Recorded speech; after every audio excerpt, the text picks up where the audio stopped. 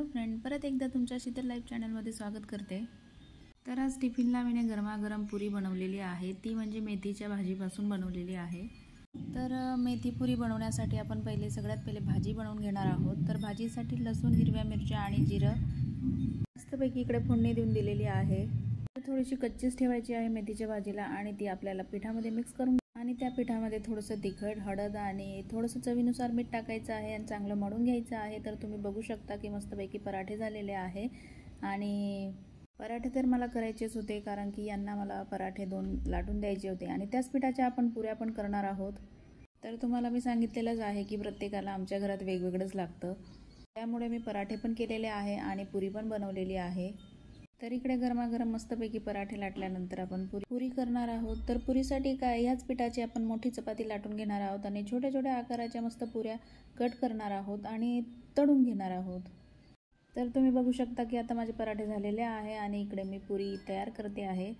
तर अशा पुऱ्या जर केल्या तर पटकन होतात आणि आपल्याला खूप सोपं पडतं।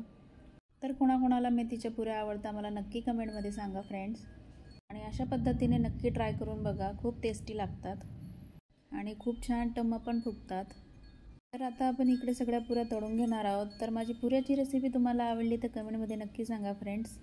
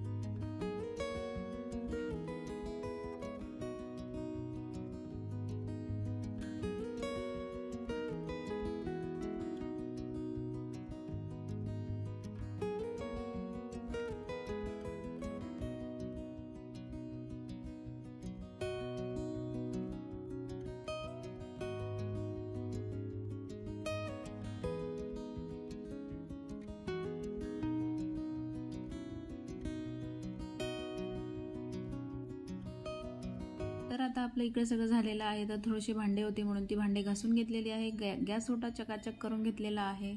जर थोडी थोडी भांडी घासत राहिली ना तर जास्त भांडी होत नाही आणि आपल्याला त्रासही होत नाही, त्याच्यामुळे मी थोडीशी निघाली का पटकन घासून घेते। नंतर इकडे टिफिन भरला, मुलं क्लासवरनं आलेली होती। क्लासवरनं आल्यानंतर स्कूलला लगेच जाण्याची तयारी असते आमची। तुमच्याकडे पण सकाळी सकाळी अशी घाई असते का मुलांची, मला नक्की कमेंटमध्ये सांगा फ्रेंड्स। आणि या ब्लॉगमध्ये इतकंच। ब्लॉग जर आवडला तर नक्की लाईक, शेअर, सबस्क्राईब करा फ्रेंड्स। बाय।